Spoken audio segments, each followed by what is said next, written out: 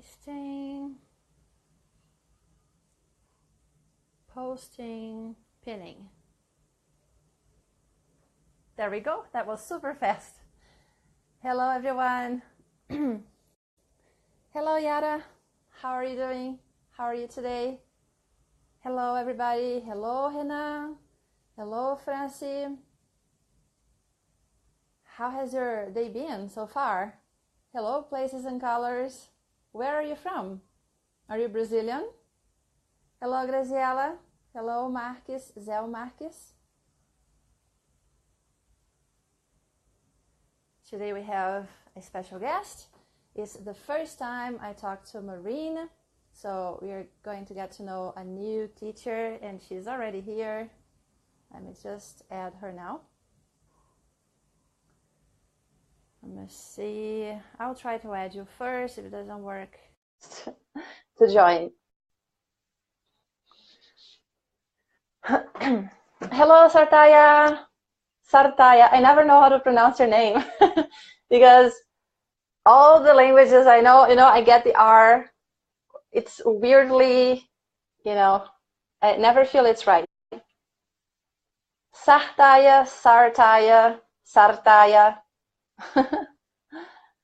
Hello, Cristiano.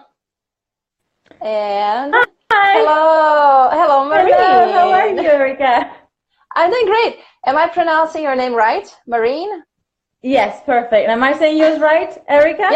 Yeah, there you go. Okay, good. Nice to be talking to you today. It's the first time we talk, Same right? Here. Yeah, exactly. Thank you so much for accepting the invitation, for joining the live. Well, thank you for inviting me. It was very nice of you. Thank you so much. All right, and welcome everybody, followers, Marine's followers, our followers, welcome. So like I put here, I pinned here below, we're today gonna chat a little bit with Marine, get to know her a little better. I'm going to tell you a little bit about myself too, just a little bit. And for the first half, as we had planned, and then we might play this game, the phrasal verb game.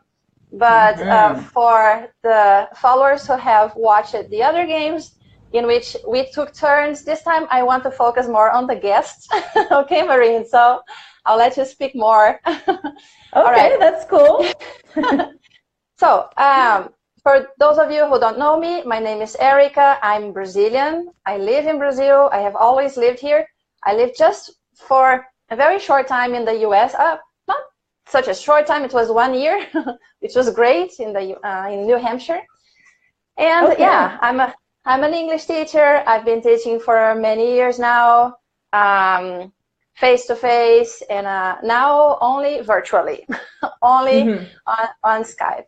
And so we have this account here, Melhore Seu Inglês. I don't know, some people find it hard to pronounce. There are difficult sounds there. Sure how to say it.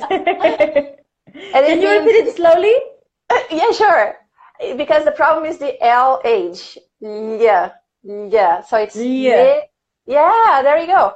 Melhore seu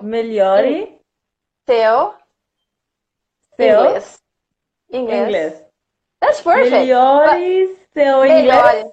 There you go. Very good. Very good. Very good. That is a challenge to pronounce that name, that word.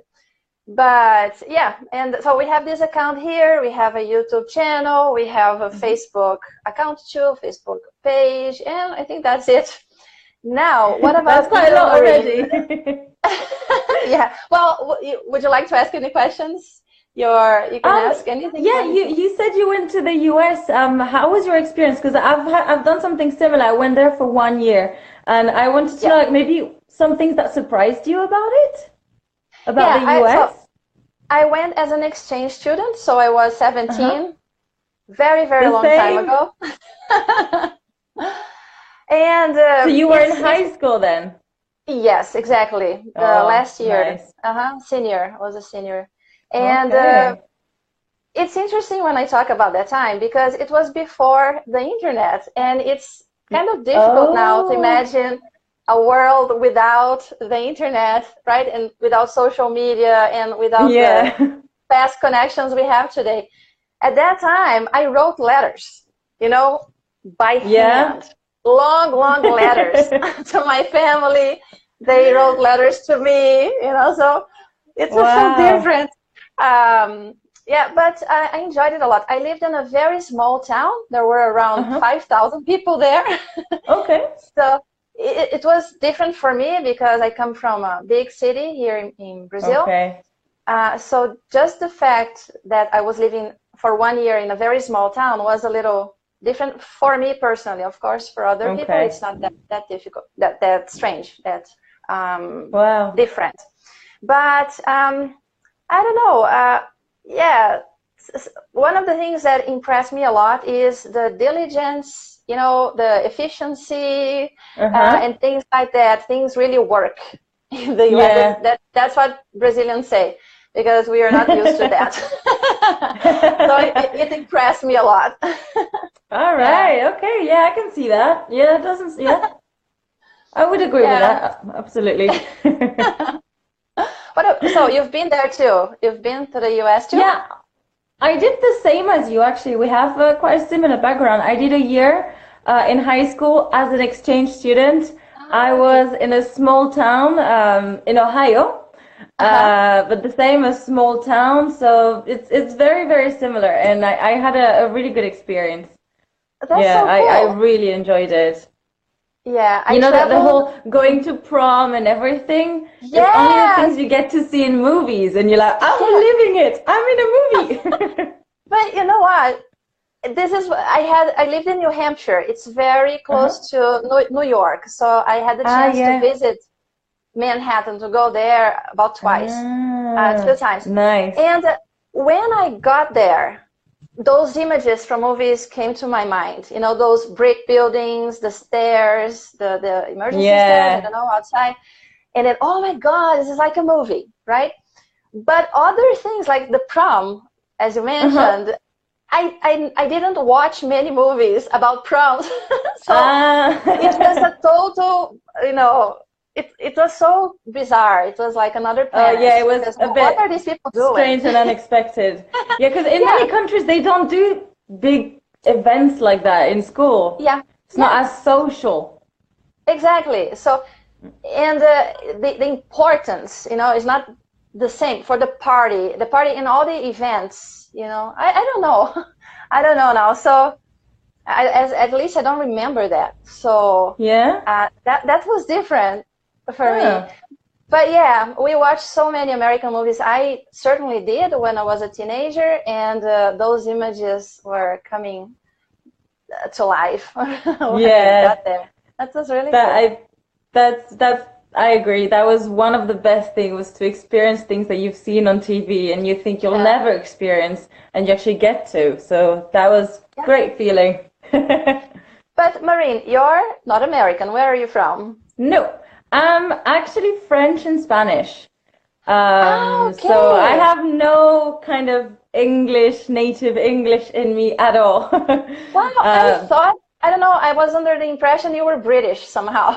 I guess I trick a lot of people. I don't do it consciously. I'm actually pretty vocal about being French. On YouTube particularly, I have some videos where I actually have another persona, which is a French sister.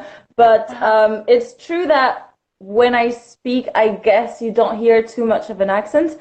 But Brits might think I'm more American, and Americans might think I'm more British, because I have a bit of a mix, because I lived in both the US and the UK after. So it's like a mix of both accents. It's a bit strange sometimes. Yeah, so you've lived in France and now you're living in Spain, right? Yeah, exactly. It's strange. That's such a rich background. Yeah, well, because I am half Spanish as well, so I actually came to Spain, and I'm where my family is living here. So so that's one of the reasons why I moved here. Okay.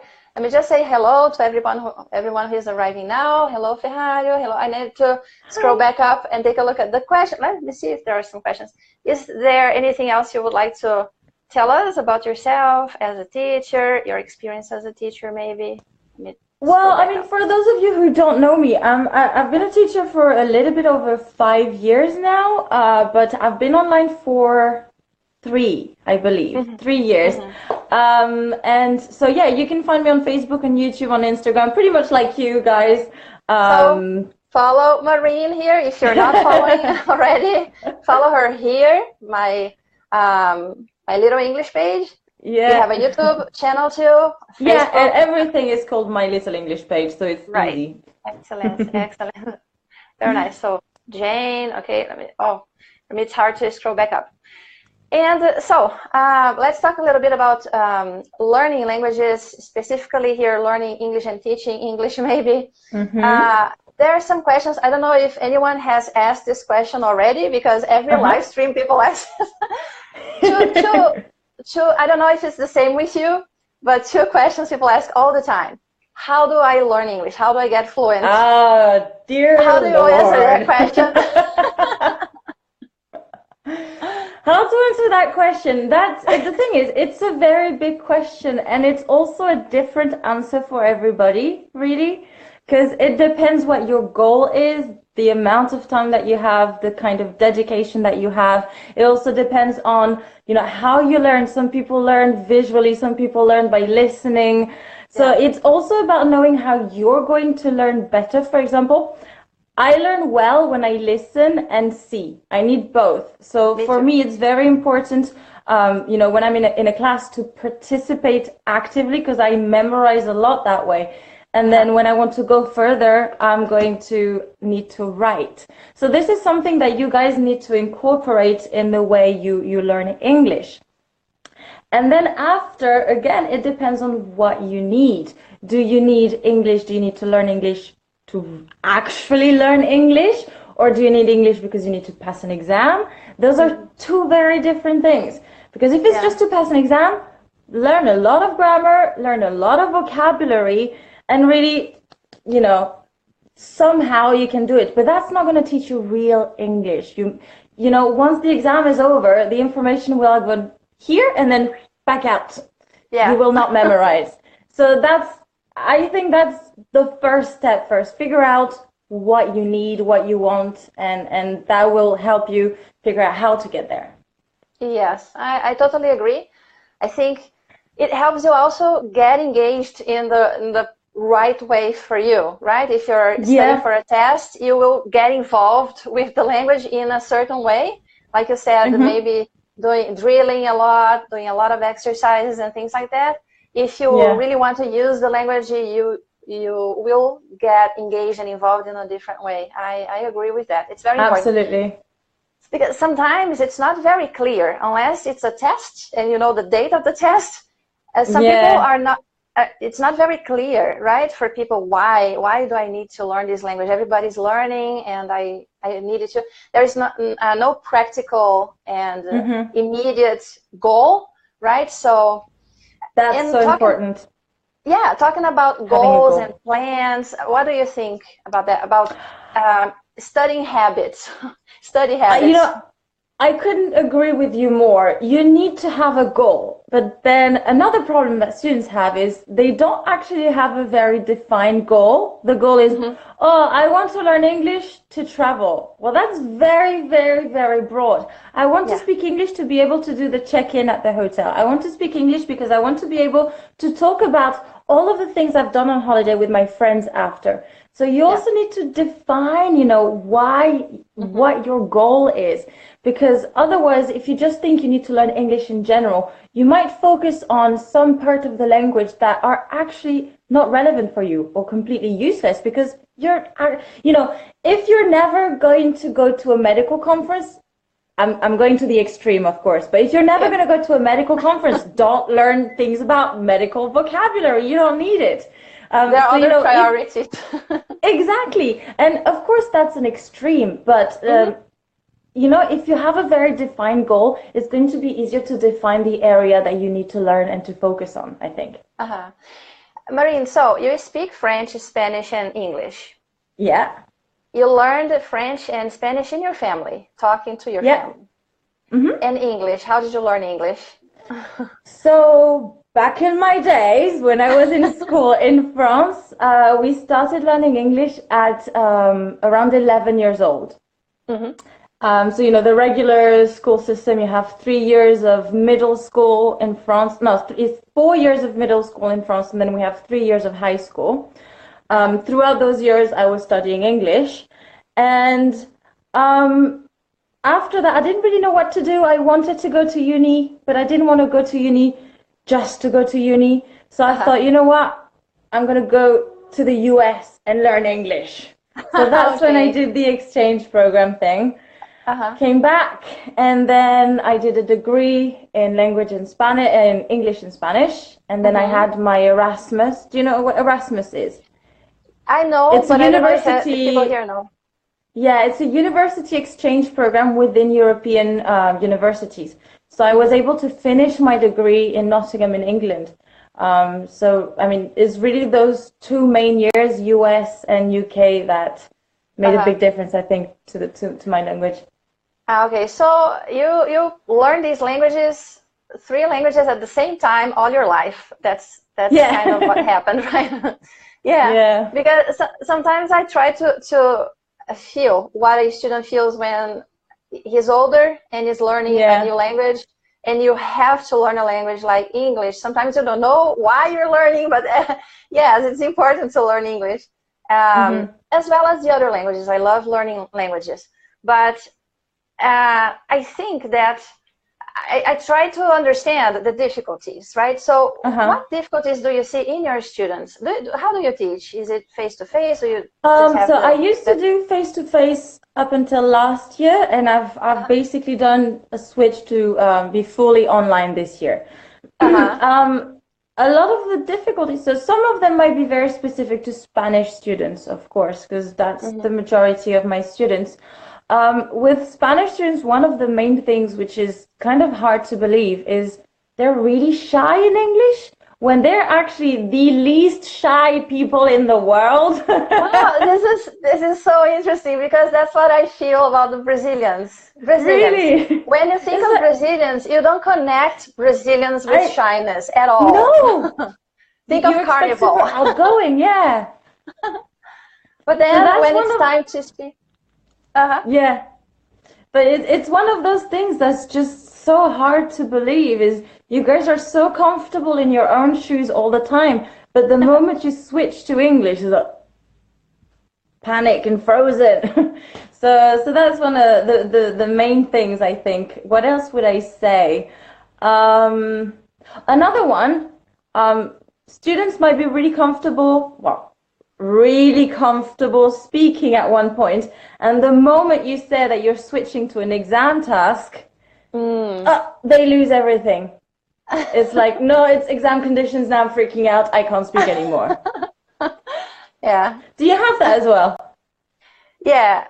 Yeah, actually the profile of my students is a little different, and okay. Because if they tell me, oh, I need to learn English or to prepare for a test like IELTS or TOEFL, and then the course is you know, the student needs to be speaking. It speaks the whole class, like for a certain number of classes, and I don't know. But some students, they do freeze on the day of the exam. This happens. Yeah. But it's connected with how much they have practiced before. Usually students who don't practice as much, they tend to freeze more often. Yeah. And students who are more familiarized with the test and so on, they feel better. Absolutely. So but yeah, when you change the context, right? If they are used to a certain context and then you suddenly change the context, that can happen. That can definitely happen. Oh my God, I don't know anything anymore, because everything is different, you know. I don't know. The thing that I find the most surprising as well is some in Spain. So we do a lot of the Cambridge exams and the Trinity exams, and some of those speaking parts basically just involve talking about you, like having a little chit chat conversation, kind of like what we're doing. And that's what I do at the beginning of every single class, and they're completely fine. But if you say that now we're doing it as an exam task, That's it. But it's literally the exact same thing that we did 5 minutes ago. Literally.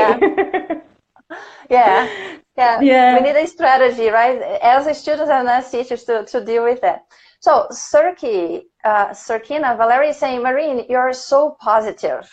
And a lot of people are saying hi to you here. And okay. And Ho Se-ying, he or she, I'm not sure, is asking, how can I increase my knowledge in adjectives? This is a specific question. do you know any good way to expand, right, the knowledge about adjectives? Yeah, I mean, for example, creating mind maps or, you know, kind of like categories, that's really good. So mind map, by that I mean, I'll draw you guys one. So let's say you have a topic here, and then you expand to different subtopics that, you know, recreate more mini topics. So you can kind of create a story like that and include a lot of adjectives to memorize them. That's an easy way. Otherwise, through antonyms and synonyms, that's a really good way to, you know, widen your vocabulary quite easily. Those would be my 2 main tips, I think. All right, thank you. So Reno is asking another question. Is teaching a hard work? What do you think? Oh no, it's super easy. No. It depends. I think there's days where it's easy, there's days where it's hard, but like any job. I think if you like what you're doing, it makes it easier. Definitely. But you know, every job has its things, you know, the things that are easy, the things that are more difficult, the things we like to do, the things we don't like to do as much. But I think, if overall you really like it, you're good. In this way, in this sense, it's similar to what a student does, right? Because if you like it, it won't be so, you know. So so challenging or so like. You won't be so, I don't know, frustrated because you like and you see it as a challenge. It's just like. I think it's the way we see things. So for a student, it would be the same. There are ups and downs. It's not a straight line like that. And for us teachers, it's the same. At least for me, and I guess for you too. I know. We all have our days. So, you know, I try to bring a lot of games in the classroom for, you know, in case. Because you always have some students that are in a bad mood. Sometimes it's the teacher that's in a bad mood. It happens. So, you know, bring games and things, and that should usually help lift everything up. Make everything fun, right? So Success is saying actually, my English is trouble when I speak. I'm shy. So for people who are shy, sometimes what I like to do when I learn a language is to record myself. And this is one thing that the students do not want to do, is to record themselves because they're shy. And it's difficult to talk to other people, right? To I don't know, to expose themselves. They feel shy, even in the classroom. Like you're saying, sometimes your students feel shy. So what would you, what tip would you give people who are shy and need to learn a language? So the first thing is, if you want to improve, no matter what, you're going to have to practice. Now, how do you practice when you feel really uncomfortable? You need to find a situation where you feel comfortable enough to be you know, in that position of potentially making mistakes. So, you know, one thing that I did when I was young is I actually pretended to have speeches on my own. I would make speeches, you know, in the bathroom, coming out of the shower, would take my hairbrush and start doing a speech, like an acceptance speech for an award, for example. That's nice. And, nice. You know, you're all alone. There's nobody else there. It's just you. You can let your imagination run wild. Literally no one's going to make fun of whatever you say. And, you know, I would actually combine that with what you said, which is to record. Because it is always good to hear, because when you speak, a lot of the time, don't you have students that say something completely incorrect? You correct them and they say, that's what I said. Because they don't hear their own mistakes. So it's really good for you guys to be able to record it and listen, and then you'll see, oh, okay, I see the difference. And the more you record, you know, when you check your first recording and your last recording, you actually have proof of your, of your improvement. Yeah. So that's going to boost your motivation. I love doing that. I've been doing that with German now. And it's like that. I get just one sentence because I want to focus on pronunciation. So, and I memorize the sentence. The first time, it's horrible because there are so many pauses and the intonation is all over the place. It's very bad. But then, as I repeat, at the end, there is a, it's at a point, such a point that I don't need to record anymore. I'm happy with it. Oh, that's so cool that I can now speak like that, say that sentence in that way. So it's nice. But some students are shy. And I would recommend just recording their voices, right? You don't need to do like I do. I record myself using a video, but you can record only your voice and you'll be just the voice as well. Yeah, that's a wonderful exercise. Marco is saying one of the most important things is to talk a lot. I agree. If you want to improve your speaking, you need to speak a lot. You need to find. What are some good ways to find a partner to practice with? Do you know any? Do you have any tips for that? So one of the things I actually had I did a live on that on how to find speaking partners. One of the things, and I'm going to talk mostly for Instagram. What I often see is people, on a random post, which is fine. They just write, "I want speaking partner, DM." Nobody in their right mind is going to reply to you because you are not putting any effort in trying to create a connection. So, in all of those English pages like you and I, that's the right place to look for a speaking partner. But if you don't, show first the effort of, maybe saying a few things about you. Hi, I am Pepe. I love talking about football, my friends, and Game of Thrones. I'm looking for a partner who would like to talk about it. Yes. Say something about you because you want people who, people don't know you. Why would they even try to talk to you? What's the point if you don't even bother saying something about you? So what I feel sometimes, I personally feel with German because I'm a beginner, and I don't know, I haven't mastered ways to be polite. So sometimes I feel that when I exchange messages with German people, I use kind of impolite sentences wouldn't be considered very polite. I do my best. But now I'm learning how to make it more, to make it more around the edges a little bit. Yes, because this is very important to me to connect with people. So I think that especially beginners, they go through this phase in which they don't know what kind of language is better to attract people and to establish some kind of connection with people. So using polite language is very helpful, and like you're saying something about yourself helps a lot too. What you're interested in and things like that help a lot. This is something I agree with too. And especially since the internet, everything's a little bit anonymous, so people are not going to trust instinctively. You need to try and generate some of that trust first if you want to get some back. I would recommend Tandem. Tandem is an app that I've been using for about 15-20 days now. Because the people who are there, they know that everybody wants to learn a language, and at different levels. So there are beginners like me, and there are people who speak different languages. So people know that, for example, in my case, they have more tolerance with me. Because they know I'm a beginner, I'm learning. Aware, and I'm practicing. But I agree with you that it's important to be aware of the way you write your messages, you express yourself, and want to connect with people. This is very important. Especially since in that case, it's the very first impression. Just that. It's like a job interview. That message is your job interview. So go dressed nicely. I want to talk about something else here, but Kamali is saying, just talking, if you don't have a partner, you can't talk with yourself. Yes, if you don't have a partner, talk to yourself, right? Like you did. And I did that too.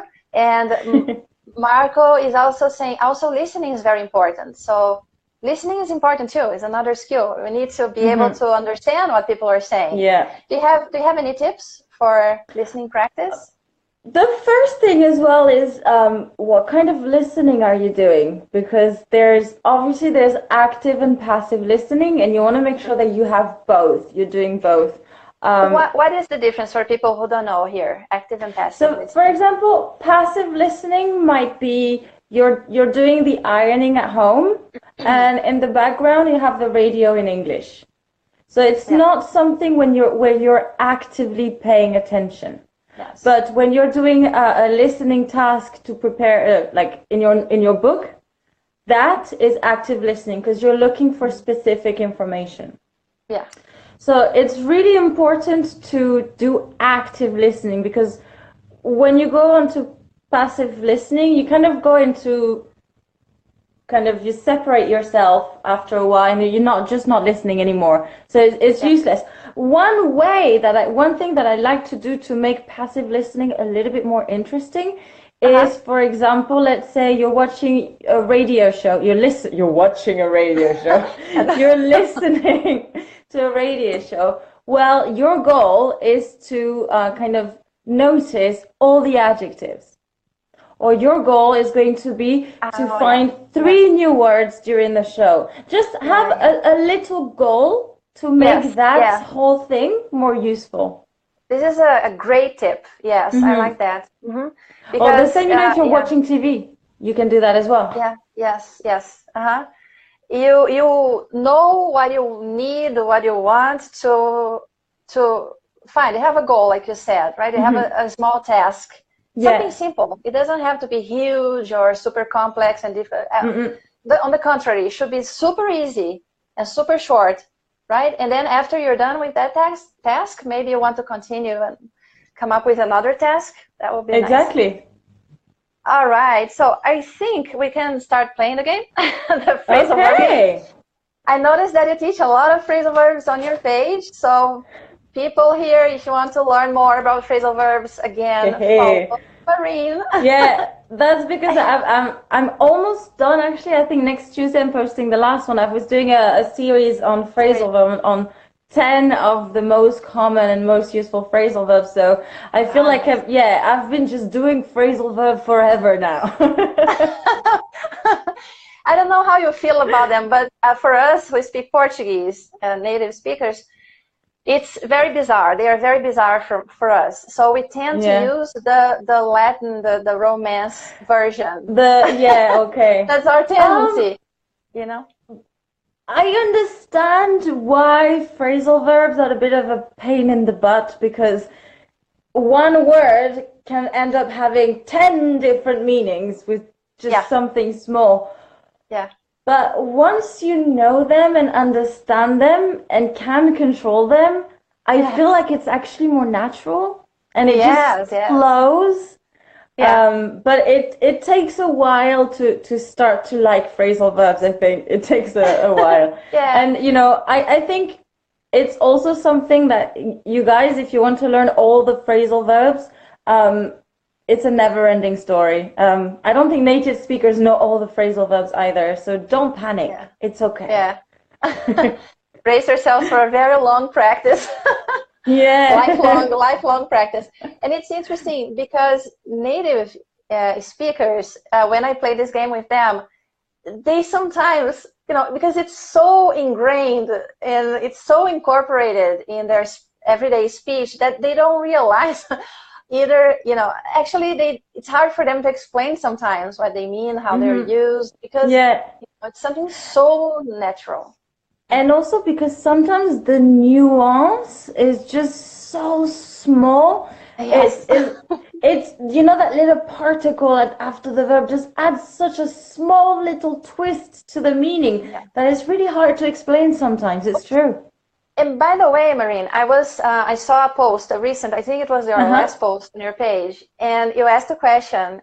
No, you didn't ask a question. You put a sentence and asked people to say what the answer was, the particle, and it was, can you say the sentence without? the particle. Yes, for us it's actually one of my examples for today as well. Yes, that's an example of a nuance, right? Yeah, I think so. I think the sentence was something like she was her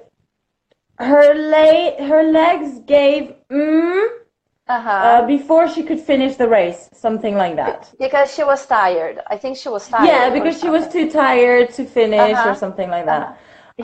So yeah, her legs gave before she could finish the race because she was too tired. There you go.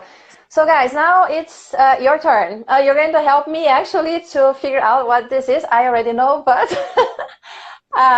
this one is really difficult though. This one, the one I just said. It's a very tricky one. And we use this one. Is it in a only in this kind of situation, in a very specific situation, or how would you describe the meaning? How would you define it? So I actually had to look it up. It has more meanings that are kind of similar. So in this case, it means to kind of stop working, but it can also mean to exhaust, to kind of use up a little bit as well. But I'm not really familiar with those uses of this verb with that particle. I'm more familiar with the one meaning that we're explaining right now. Yeah. So I see some people are giving some answers already. Give up. It's not give up, guys. Not give up. And while people are trying to find out the answer, what is a phrasal verb, by the way, for people who don't know what a phrasal verb is? So, okay, so a phrasal verb is a type of multi-word verb. So it's a verb that's formed of more than one part. The phrasal verb itself is formed of a verb and so we're going to go into the technical details now. And what is called, well, it might be called something, so every teacher might have their own kind of language, but when I was taught that, it's an adverbial particle. Now, what's special about that is that little particle, to make the whole ensemble a phrasal verb, has to change the meaning of the original verb. Okay? If it doesn't change the meaning, it's not a phrasal verb, it's a prepositional verb.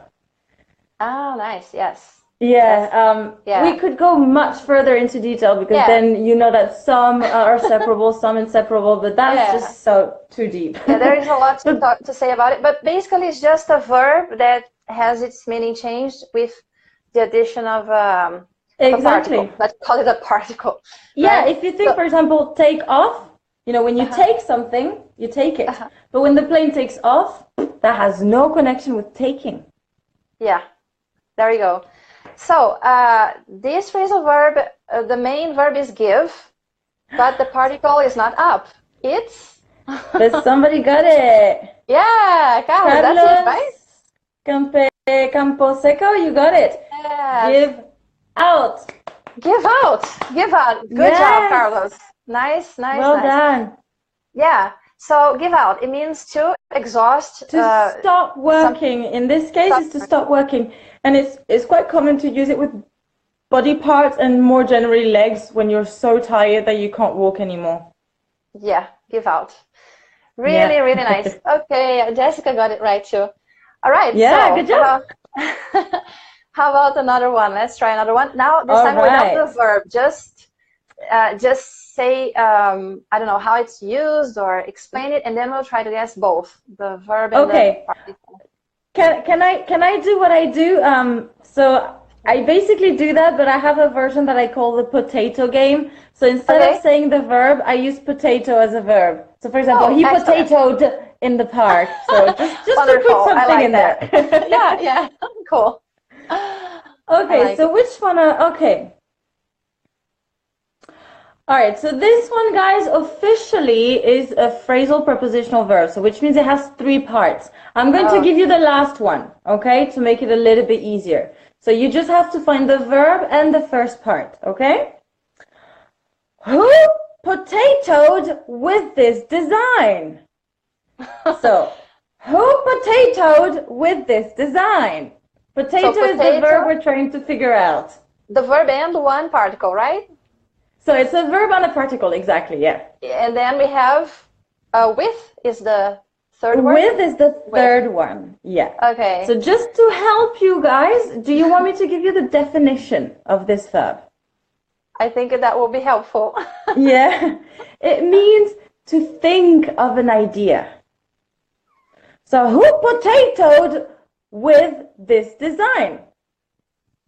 Okay? Which would be something positive, right? Or negative? I feel it would be positive. I guess, yeah. Maybe not, maybe not. Okay, depending on the context, maybe not. I like it. So guys, yes, Carlos, good job. Jessica. Very good, Jessica. Come up with. We usually come up with ideas, solutions, right? Things like that. Yeah. Come up with. This is a very nice phrasal verb. It's very useful. And the good thing as well, guys, a very quick tip, if your phrasal verb, we'll call it phrasal verb, has 3 parts, you know that it is always inseparable and it is always transitive. So it's easy. Nice. Cool. I actually really like phrasal verbs. I like it too. and actually, what I tell the students is, if you feel something is difficult, it's because you haven't become familiarized enough with that. So if you feel phrasal verbs are difficult for you, it's hell, like somebody said here. Just become more familiarized with them. Play games with your friends, with teachers here. Guys, you can invite teachers for live streams. They will love it. Invite Marine here for a live stream and play a game, practice, right? Don't be afraid. I was telling people, do live streams with other students too. You don't have to. You know, I've seen some students that are really, really, really motivated, and on their own Instagram account, what they do is whatever thing they've learned from a teacher online, they create their own little video or their own little post. Yes. And it's great. That. Yeah. And you don't even have to have a public account for that. You could have it as a private account. It doesn't matter. But for you, it's practice. I think that it's nice because you can see your progress there. That's what I do here. Yeah. That's very nice. All right, let's see another one. All right, another one. Okay. Don't potato any details. I want to know everything. Don't potato any details. I want to know everything. So, potato. I'm not sure about this one. Potato, guys, remember, it's a verb and a particle, and it means to omit. To omit. All right. Omit. Okay. So, Carlos, Jessica, and everybody else, please help me here. This is, I need help. This is the first one. Yes. Okay, let me just repeat it one more time. Don't potato any details, okay? I want to know everything. So don't kind of, I guess you could say forget a little bit to say, don't forget to say any details. That's kind of a way to put it. Oh, so it's similar to forgetting. Don't forget, hide out. I was, because I think what I'm thinking of is not the case, it's hold back. It's not the case. No, it's not that. It's not too far off as well. Okay, let me just... The first letter, guys, is L. First letter. L. The first letter of the verb is L. L. So, come on, everyone. Okay. I think I got it. Do you think you have it? Do you think you have it? Like... Leave out? Leave out? Yes! Don't leave out any details. Don't leave out any details. All right, Carlos. Okay, make sure you say everything. Don't forget to say it. Wonderful. So cool. Don't leave out any details. It's not lie. I was thinking of let, but I couldn't combine it with the particle. But leave out, there you go. So lipi, not like, leave out. All right. Yeah. Okay, good. All right. Another one? Another one. Let's do it. Okay. Let me choose a good one then. Okay. The firefighters potatoed the fire. Okay, I think the firefighter, yeah, it's a short one. It's a short one. Firefighters potatoed the fire.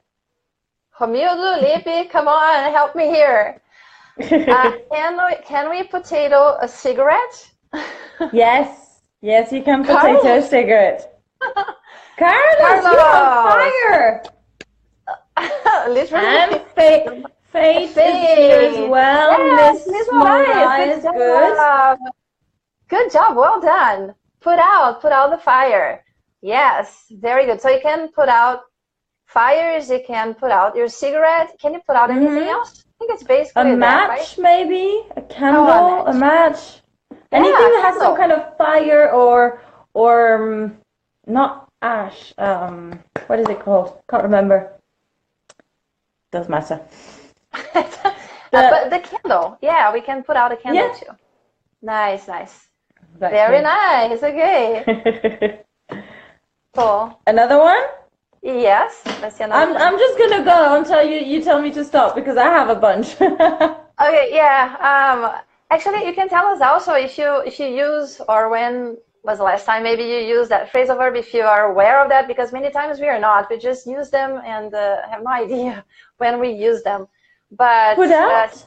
Different situations. Put out. Put out really? Yeah. Put out the... Yes. Oh my God. What happened in France a few weeks ago with the cathedral? Yes. It's true. Notre Dame was on fire. They had to put out the fire. That's true. Yeah. Good catch. Yeah, I remember now. They were actually trying to decide the best way to do it, to put out the fire, right? Because some people suggested... water can damage as well. So it's and there's kind of art in it as well. So you have to be very careful with the whole thing, because it's not just the building, it's also what's inside the structure. There's so much. Exactly. Yeah. Oh. Yeah, that was so sad. Very. Yeah, I have some... go on. No, that's it. Go ahead.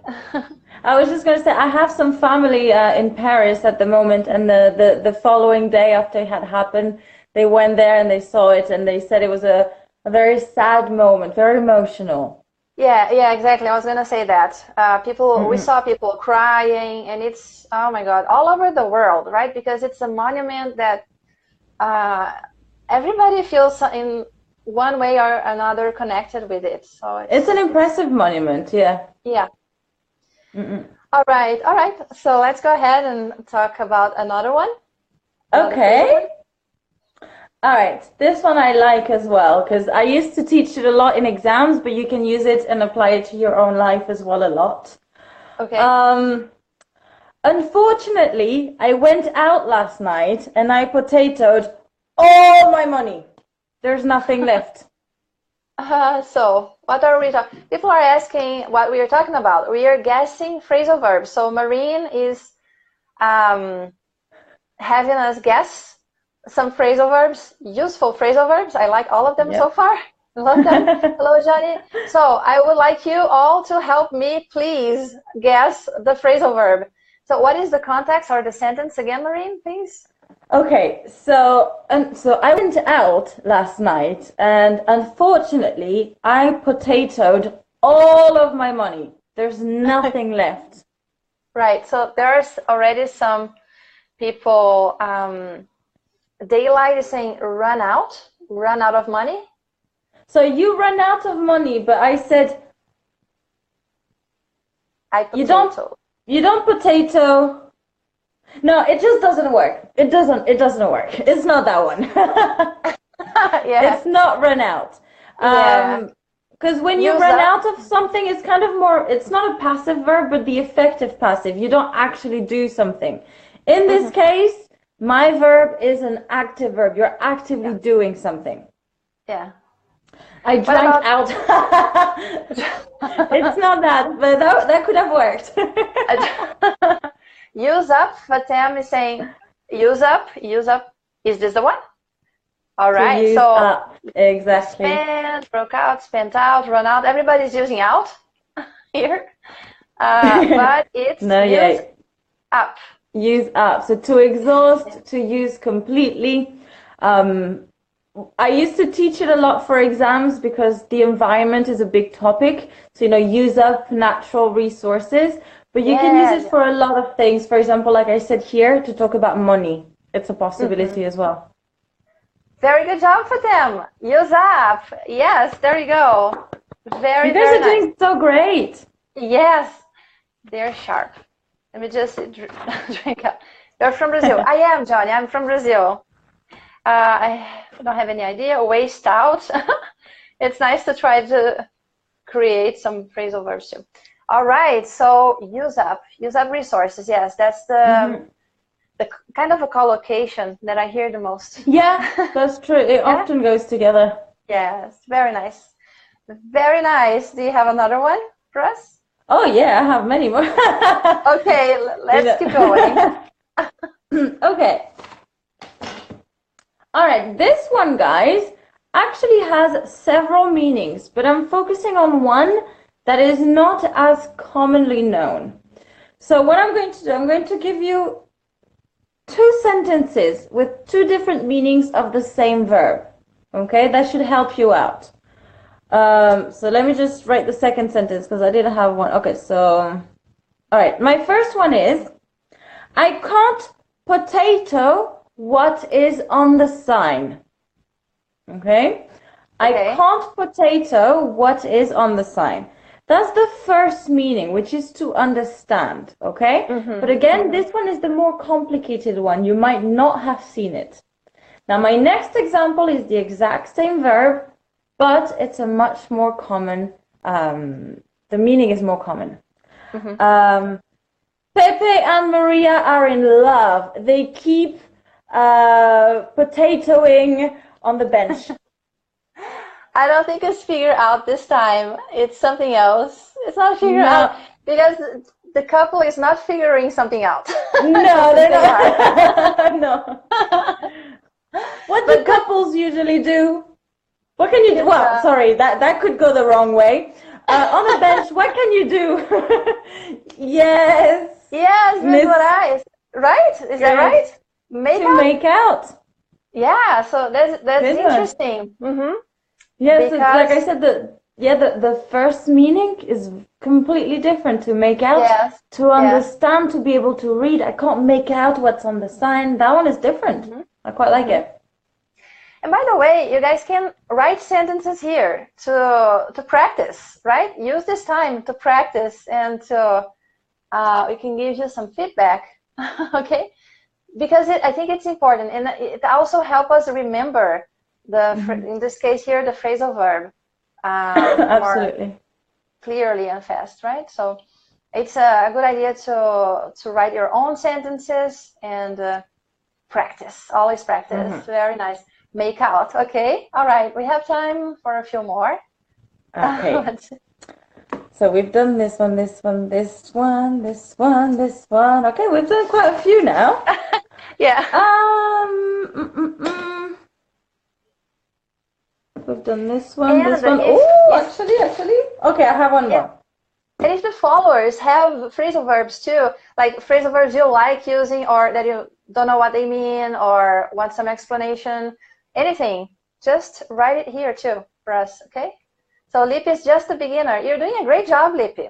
Already here following this conversation in English. This is amazing. Good job. Okay. Well done. Okay, so my next one.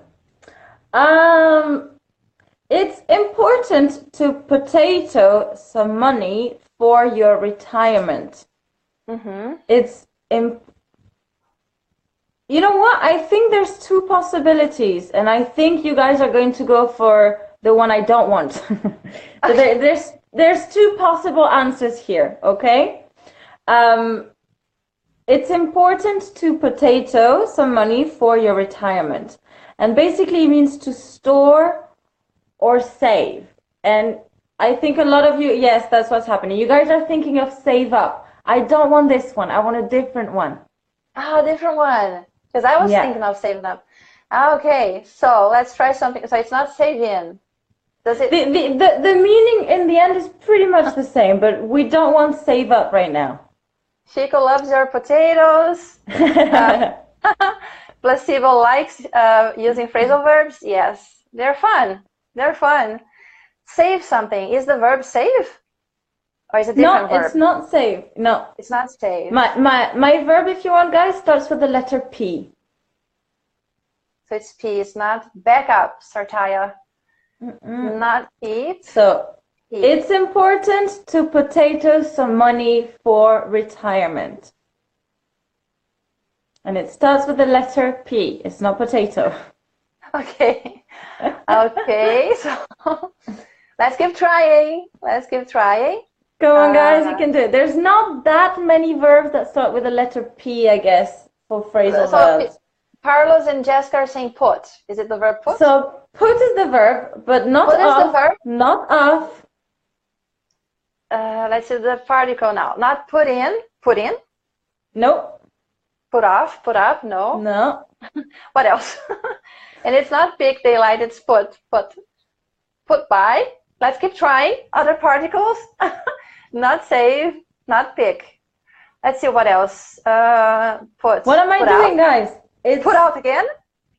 No, put out. You put out a fire. You put out a fire, not money. Don't put money. Carlos.